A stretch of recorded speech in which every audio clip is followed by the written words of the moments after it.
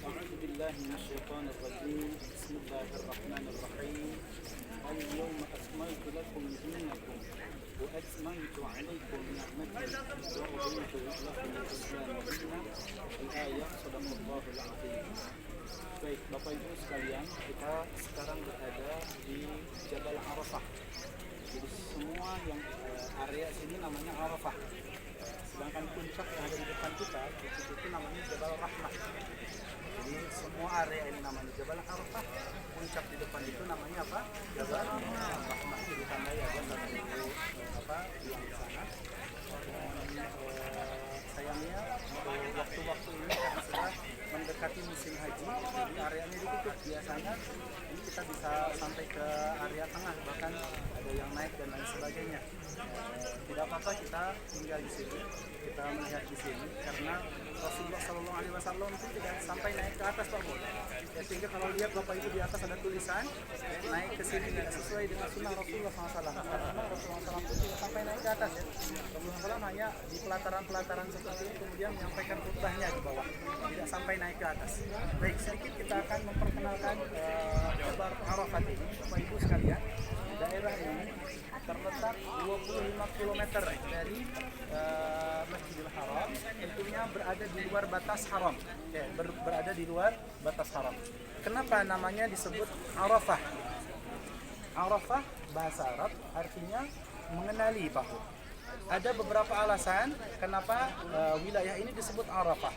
Yang pertama, ketika Nabi Ibrahim alaihissalam diperintahkan oleh Allah Subhanahu wa taala untuk membangun Ka'bah. Tolong diperhatikan Bapak Ibu, ketika Nabi Ibrahim alaihissalam diperintahkan oleh Allah Subhanahu wa taala untuk membangun Ka'bah beserta Nabi Ibrahim alaihissalam, Nabi Ismail alaihissalam. Wa idh yarfa'u Ibrahimul qawa'ida minal baiti wa Ismail rabbana taqabbal minna innaka samii'ul 'aliim. Setelah selesai pembangunan Ka'bah, kemudian Nabi Ibrahim alaihissalam dipanggil oleh malaikat Jibril alaihissalam ke daerah ini. Ke daerah ini kemudian diberikan diberitahukan kepada Nabi Ibrahim alaihissalam, Nabi Ibrahim, bahwa ini adalah batas-batas Arafah. Yang tadi kita lihat ada papan-papan berwarna kuning, itu adalah batas-batas Arafah. Batas-batas itulah yang dulu ditunjukkan oleh malaikat Jibril alaihissalam kepada Nabi Ibrahim. Inilah batas-batas Arafah. Kemudian setelah itu diajarkanlah kepada Nabi Ibrahim alaihissalam manasik untuk berhaji. Mulai mulai dari ihram seperti apa, tawaf seperti apa, manasik haji semuanya diajarkan kepada Nabi Ibrahim alaihissalam. Setelah semuanya diajarkan kepada Nabi Ibrahim alaihissalam, kemudian malaikat pun bertanya kepada siapa? Nabi Ibrahim alaihissalam. Hal arafta? Apakah kamu sudah paham? Apa kamu sudah tahu? Kata Nabi Ibrahim alaihissalam, araftu, aku sudah paham manasik ini, aku sudah paham semua manasik ini. Kemudian disebutlah tempat ini dengan Arafah, karena Nabi Ibrahim mengatakan araftu. Di dalam riwayat yang lainnya, kenapa disebut dengan Jabal Arafah? Bapak Ibu sekalian, bapak kita Nabi Adam alaihissalam, sebagaimana kita tahu, Nabi Adam alaihissalam itu diturunkan ke muka bumi jauh ke arah mana? Ke arah tenggara ya. Bahkan diriwayatkan turun di Sri Lanka, turun di Sri Lanka. Sementara ibunda Siti Hawa turun di Jeddah. Di antaranya begitu jarak yang luar biasa jauhnya, ratusan tahun kemudian mereka tidak bertemu. Bapak Ibu bisa bayangkan, tinggal sendiri di muka bumi, tidak ada orang-orang. Siti Hawa sendiri, Nabi Adam alaihissalam sendiri. Tapi mereka tidak sedih dengan kesendirian, melainkan sedih dengan apa? Dengan kesalahan yang mereka perbuat ketika di dalam surga Allah Subhanahu wa taala. Sehingga ratusan tahun itu digunakan untuk menangis, hari demi hari menangis, meminta ampun kepada Allah Subhanahu wa taala. Sampai tibalah suatu hari di mana Nabi Adam alaihissalam ingat suatu ketika bahwa ketika Nabi Adam alaihissalam di jannahnya Allah Subhanahu wa taala, beliau sering melihat ke arah arsy-Nya Allah Subhanahu wa taala. Di tiang arsy itu kemudian tertulis la ilaha illallah Muhammadur Rasulullah. Nabi Adam alaihissalam memahami kata la ilaha illallah, tiada Tuhan selain Allah.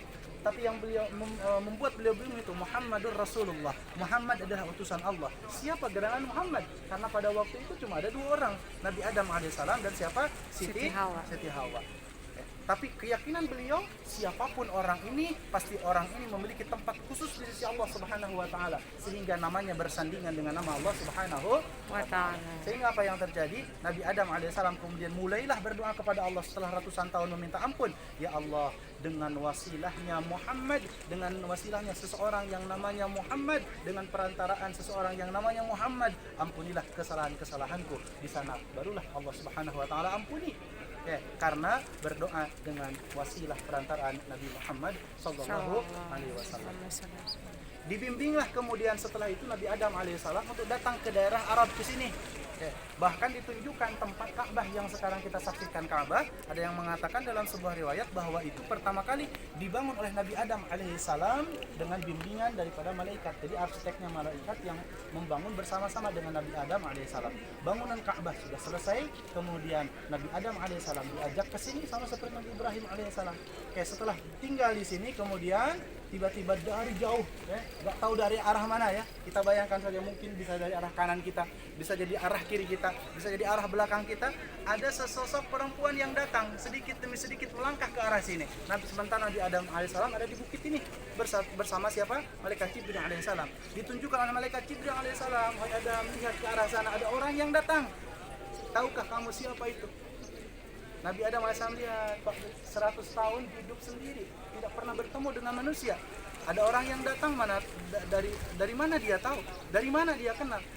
Lama-lama mendekat, wajahnya tidak dikenal, tapi lihat matanya, lihat goresan matanya baru kenal. Ini adalah istriku Hawa. Ratusan tahun tidak bertemu, mereka bertemu kemudian di sini. Jadi Jabal Rahmah ini merupakan sebuah monumen di mana siapa? Nabi Adam alaihissalam dan Siti Hawa bertemu. Di sini adalah tempat yang terhubung dengan langit, di mana di tempat inilah turun rahmat Allah Subhanahu wa taala sehingga disebutkan Jabal Rahmah. Oleh karena itu pula Rasulullah SAW tidak berani untuk menginjakkan kaki di bukit atas sana. Kenapa? Bukit atas sana adalah tempat di mana bumi terhubung dengan langit, turun rahmatnya Allah Subhanahu wa ta'ala. Ada beberapa orang yang naik ke atas mau tabarukan, katanya Nabi Adam alaihissalam sama Siti Hawa ketemu di sini. Siapa tahu yang belum punya jodoh ketemu jodohnya di sini. Ini sesuatu yang tidak benar Bapak Ibu sekalian. Rasulullah tidak berani, masa kita memberanikan diri naik ke atas menginjakkan sesuatu yang Rasulullah tidak berani menginjaknya. Baik, Bapak-bapak Ibu yang dirahmati oleh Allah Subhanahu wa taala, sejarah Arafah seperti itu, sejarah Jabal Rahmah seperti itu. Di zaman Rasulullah sallallahu alaihi wasallam, tempat ini juga memiliki cerita yang sangat luar biasa. Di mana di pelataran yang ada di depan itu Bapak Ibu sekalian, di satu tempat di sana Rasulullah SAW kemudian naik di atas unta beliau menyampaikan khutbatul wada', menyampaikan khutbah terakhir beliau, di mana 81 hari, dalam riwayat yang lain 83 hari setelah beliau menyampaikan khutbah itu, beliau dijemput, dipanggil oleh Allah Subhanahu wa taala. Disinilah kemudian ketika Rasulullah SAW berada di atas unta, turun ayat terakhir surat Al-Maidah ayat 3 sebagaimana tadi yang dibacakan. Astagfirullah billah, al-yawma akmaltu lakum dinakum. Al-yawma, pada hari ini, akmaltu lakum dinakum, aku sempurnakan kepada kalian agama kalian. Wa atmamtu alaikum ni'mati, dan aku sempurnakan nikmatku atas kalian, kata Allah Subhanahu wa taala. Wa raditu lakum al-islam dina, dan aku ridai Islam sebagai agama bagi kalian. Bapak Ibu sekalian, ketika Rasulullah SAW menerima ayat ini, begitu beratnya beban yang beliau rasakan, sehingga unta Rasulullah SAW namanya Qaswah ya, unta Rasulullah SAW sampai tidak bisa bergerak. Hanya bisa bersimpu di atas lututnya. Saking beratnya ternyata beban wahyu daripada Allah Subhanahu wa taala. Terkadang Bapak Ibu, wahyu itu turun dalam bentuk seperti gemerincing lonceng, dan itu sangat menyakiti telinga Rasulullah sallallahu alaihi wasallam. Terkadang wahyu itu turun di atas unta. Ketika turun di atas unta itu tidak akan kuat untuk berdiri, dia akan duduk seduduk-duduknya, bahkan akan meninggalkan bekas luar biasa. Begitu berat keadaan yang beliau rasakan ketika turun wahyu. Bahkan terkadang wahyu itu turun ketika Rasulullah SAW sedang bersama para sahabat yang lain. Beliau duduk sila, kemudian sahabat yang lain di samping beliau sila, di mana lutut beliau berada di atas lutut sahabat yang lain. Ketika turun wahyu itu, kemudian terasa berat untuk Rasulullah SAW dirasakan oleh sahabat-sahabat yang lain. Beliau keluar keringat dan lain sebagainya. Begitulah beratnya beliau menerima wahyu daripada Allah Subhanahu wa taala. Wahyu terakhir diturunkan di sini. Para sahabat yang kemudian mendengarkan bahwa wahyu diturunkan di sini disampaikan oleh Rasulullah ayat yang tadi, mereka sukacita bergembira Pak Bu. Tidak ada satu orang pun yang tidak, dan semuanya bergembira. Mereka bergembira. Kenapa? Karena Islam sudah sempurna, karena nikmat sudah sempurna. Hanya ada satu orang yang berbeda daripada yang lainnya.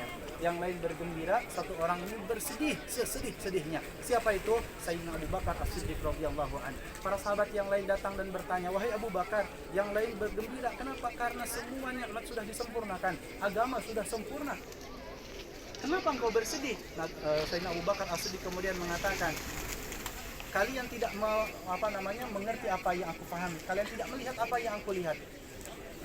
Bukankah kalian tidak menyadari ketika Allah Subhanahu wa taala sudah menyempurnakan agama ini, itu artinya sudah dekat perpisahan kita dengan siapa? Dengan Rasulullah sallallahu alaihi wasallam.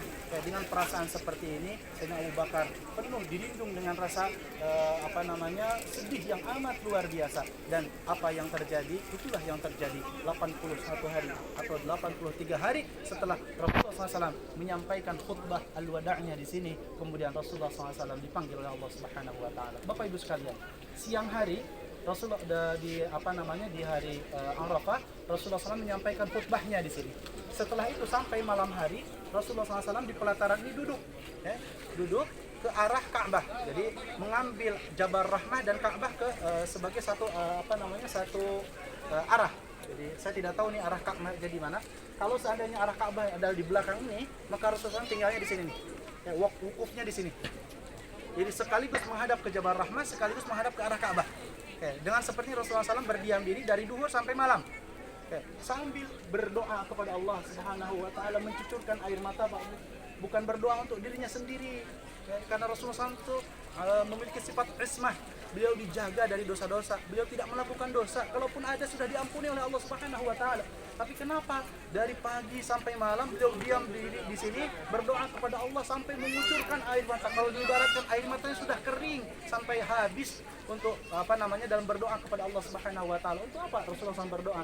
Rasulullah SAW berdoa untuk kita Bapak Ibu sekalian, meminta kepada Allah supaya siapapun yang kumpul di sini di Jabal Arafah ini, Jabal Rahmah ini, mudah-mudahan diampuni oleh Allah Subhanahu wa taala. Datanglah kabar gembira, barang siapa yang datang ke sini selain dosa syirik dan dosa kepada sesama, maka akan diampuni, kata Allah Subhanahu wa taala. Rasulullah SAW masih sedih Pak Bu, terus melanjutkan doanya, masih belum cukup kata Rasulullah SAW. Rasulullah SAW meminta bukan hanya dosa syirik, selain dosa syirik dan dosa kepada sesama, dosa kepada sesama pun kalau itu tidak disadari, minta diampun oleh Allah Subhanahu wa taala. Tapi sayangnya pengampunan itu tidak diturunkan di sini. Nanti kemudian setelah dari sini pergi ke Muzdalifah, di Muzdalifah lah kemudian turun kabar gembira bahwa semua dosa selain syirik akan diampuni oleh Allah Subhanahu wa taala. Begitu senangnya Rasulullah sallallahu alaihi wasallam bahwa umatnya akan diampuni oleh Allah Subhanahu wa taala. Kemudian nanti di Muzdalifah ketika turun kabar gembira ini, Rasulullah SAW melihat dari jauh sana ada segerombolan setan yang kemudian nangis, kemudian marah, ngambil tanah diaburkan kemana-mana. Tanda apa? Mereka bilang apapun yang kita lakukan dilakukan secara sia-sia. Kenapa? Karena Allah mengampuni dosa umatnya Rasulullah sallallahu alaihi wasallam. Rasulullah SAW kemudian tabassum, kemudian tertawa, kemudian tersenyum. Para sahabat bertanya, "Ya Rasulullah, kenapa engkau tersenyum?" Kata Rasulullah SAW, "Aku tersenyum karena melihat setan itu merasa putus asa menggoda umat manusia." Kenapa? Karena saking banyak apapun dosa umat manusia, pada akhirnya akan diampuni oleh Allah Subhanahu wa taala. Begitu besarnya kasih sayang Rasulullah SAW kepada kita, sehingga di dalam setiap doanya pasti ada kita. Bahkan di akhir hayatnya tidak ada yang beliau fikirkan kecuali ummati, ummati, ummati, umatku, umatku, umatku. Maka sudah sepantasnya kita berterima kasih kepada beliau, mengenang jasa beliau, dan selalu dan senantiasa mengikuti jejak langkah beliau dan sunnah-sunnah beliau. Bapak Ibu sekalian, ini adalah hari yang sangat panas, tapi ada sebuah janji kata Rasulullah SAW, barang siapa yang bersabar atas panasnya tempat ini, maka dia akan dijauhkan dari api neraka sepanjang perjalanan 200 tahun. Mudah-mudahan kita termasuk orang-orang yang dibebaskan oleh Allah Subhanahu wa taala dari api neraka. Amin. Ya Allah ya Rabbal alamin. Kita baca satu Fatihah. Kondisi di Bunda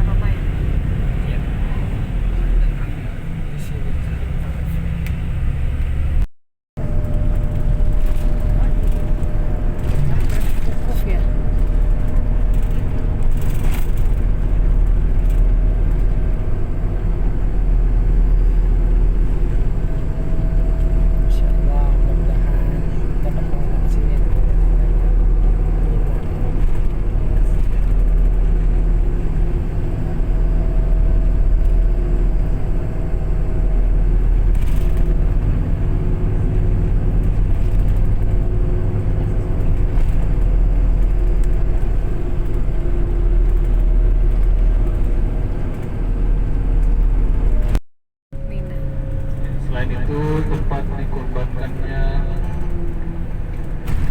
Ismail alaihissalam ketika dipimpin oleh Nabi Ibrahim.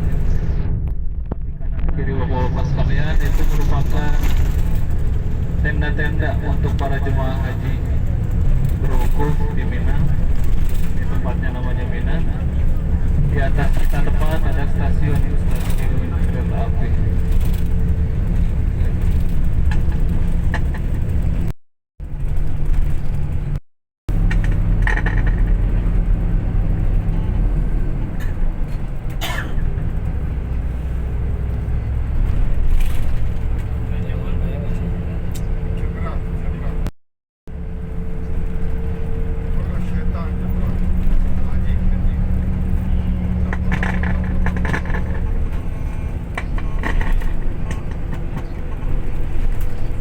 Di sini juga tempat jumrah untuk melempar jumrah ketika haji ada di sini. Jumratul Ula, Jumratul Aqabah, semuanya ada di sini.